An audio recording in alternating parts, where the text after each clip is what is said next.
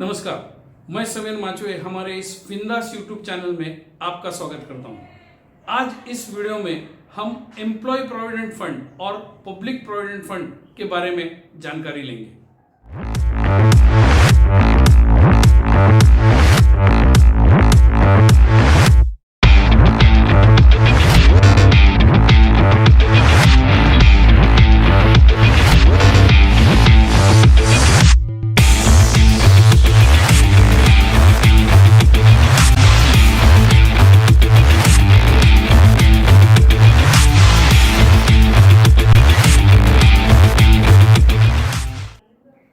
इस वीडियो में आज हम दो ऐसे निवेश करने के तरीके देखेंगे जो सबसे सुरक्षित माने जाते हैं। ईपीएफओ की वेबसाइट पर दी हुई जानकारी के हिसाब से भारत में 6 करोड़ से भी ज्यादा लोग एम्प्लॉय प्रोविडेंट फंड के जरिए अपने पैसे का निवेश करते हैं। इनमें से अधिकतर लोग ऑर्गेनाइज सेक्टर में नौकरी करते हैं। ईपीएफ में पैसे कटवाना इन कर्मचारियों के लिए अनिवार्य है। The government understands that people may not invest at all for their retirement if it is not made mandatory for them. अगर एक व्यक्ति किसी कंपनी में नौकरी करता है तो उसकी तनख्वाह से 12% पैसे हर महीने ईपीएफ के लिए कटते हैं। इसके साथ साथ वो कंपनी भी अपनी तरफ से उतने ही पैसे उस व्यक्ति के नाम पर ईपीएफ में जमा करवाती है। वो व्यक्ति अगर चाहे तो अपनी तरफ से 12% से ज्यादा पैसे भी ईपीएफ में जमा करवा सकता है, लेकिन उसकी कंपनी का योगदान ज्यादा से ज्यादा सिर्फ 12% ही रह सकता है। Out of the 12% contribution by the employer, 3.67% goes to the EPF account and 8.33% to the employees pension scheme EPS.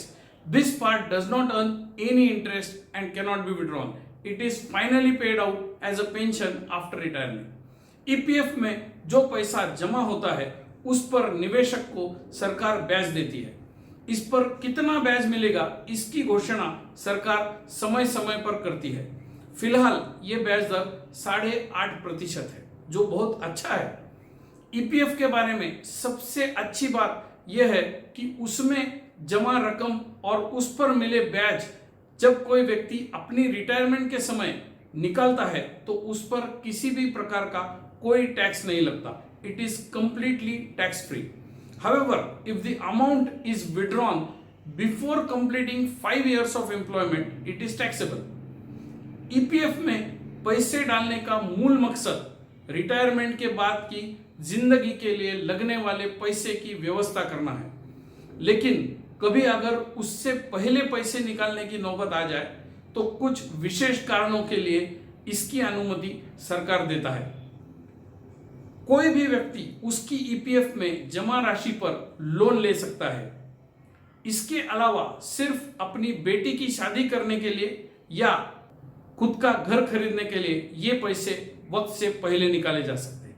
अगर किसी व्यक्ति की नौकरी चली जाती है और उसे दूसरी नौकरी नहीं मिलती तो उसकी ईपीएफ में जमा राशि से वो व्यक्ति 1 महीने बाद 75% पैसे निकाल सकता है और 3 महीने नौकरी न मिलने तक बचे हुए 25% भी निकाल सकता है।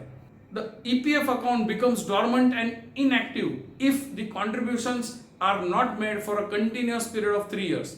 The interest is offered for inactive accounts of people who have not attained the retirement age of 60, but no interest is offered for the members above 60 years of age. However, the interest paid on the inactive account is taxable just like on a regular bank FD. The amount contributed to the EPF gives you a tax benefit under the Section 80C of the Income Tax Act. तो जो लोग नौकरी करते हैं उनके लिए EPF एक अच्छी सेविंग करता है और उनकी रिटायरमेंट के लिए कुछ न कुछ पैसे का जुगाड़ तो निश्चित कर ही देता है। चलो ईपीएफ के कुछ फायदे अब हम संक्षेप में देख लेते हैं।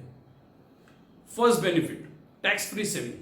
अगर ईपीएफ डिपॉजिट पर अर्जित ब्याज 5 साल या उसके बाद वापस लिया जाता है तो वो पूरी तरह से टैक्स फ्री है। Second benefit, long term savings.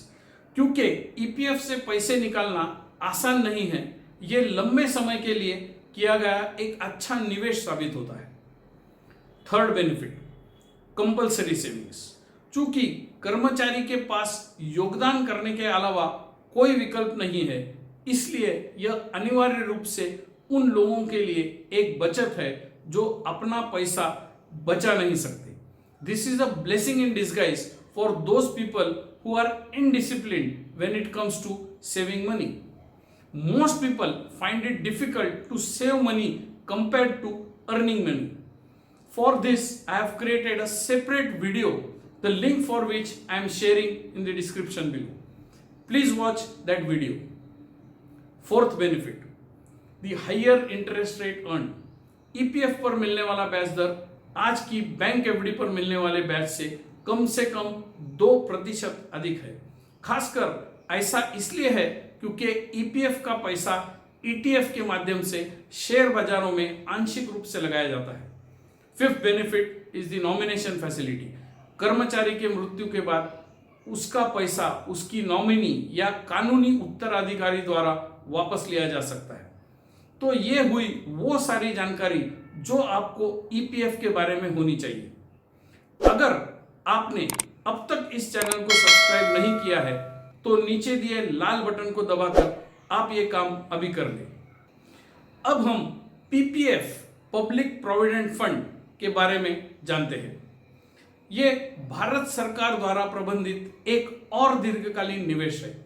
कोई भी व्यक्ति आमतौर पर बैंक या पोस्ट ऑफिस के माध्यम से एक पीपीएफ का खाता खुलवा सकता है। It is not mandatory that you need to be employed to open an PPF account, unlike that in case of a EPF account.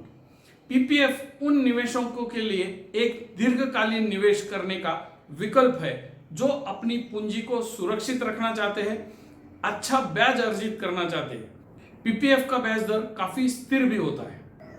PPF कम जोखिम वाले निवेशक के लिए अच्छी तरह से अनुकूल है and it is backed up by the guaranteed returns by the government of India. चलिए अब हम पीपीएफ की कुछ विशेषताओं को समझते हैं। पीपीएफ निवेश 15 साल की अवधि के लिए लॉक रहता है और कोई भी निवेशक 15 साल की समाप्ति से पहले पीपीएफ से पूरे पैसे नहीं निकाल सकता। निवेशक के पास उसकी इस अवधि को और 5 वर्ष तक बढ़ाने का विकल्प होता है। The extension of tenure is of course optional. एक वित्तीय वर्ष में न्यूनतम योगदान 500 रुपए और अधिकतम योगदान 1.5 लाख रुपए किया जा सकता है। It can be invested in lump sum और maximum of 12 instalments in a financial year. PPF खाते को लाइव रखने के लिए हर साल निवेश करना अनिवार्य है। एक व्यक्ति अपने पीपीएफ के निवेश के खिलाफ लोन भी ले सकता है। The loan is available from start of 3rd year till the end of 6th year from opening of his PPF account. Loan की राशि पहले वर्ष के अंत में जो बैलेंस होता है उसके 25% होती है। इसका मतलब अगर कोई निवेशक पहले वर्ष में पूरे 1.5 लाख रुपए जमा करवाता है तो उसे अधिकतम लोन की रकम 37,500 रुपए मिल सकती है। इसका मतलब ये लोन ज्यादा काम का नहीं है क्योंकि जो व्यक्ति एक साल में 1.5 लाख रुपए का निवेश कर सकता है उसके लिए लोन की राशि बहुत कम है।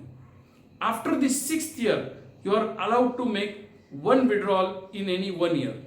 The withdrawal limit for this is 50% of the balance at the end of 4th year preceding to the year in which you want to withdraw or the immediate preceding year, whichever is lower.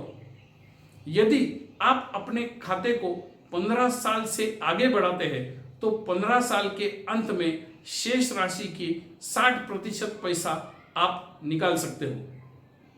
One unique thing about PPF account is that if one gets involved in some kind of a legal matter, the courts cannot attach the money in the PPF account. जो लोग अपना पैसा 15 साल तक lock रखने के लिए तैयार है और जो कोई जोखिम नहीं लेना चाहते उनके लिए पीपीएफ निवेश करना एक अच्छा विकल्प है। लेकिन 15 साल काफी लंबा समय होता है।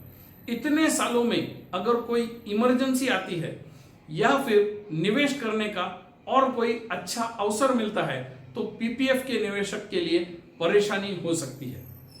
एक समय था जब पीपीएफ 12% ब्याज देता था। हालांकि आज ये सिर्फ 7.1% ब्याज देती है।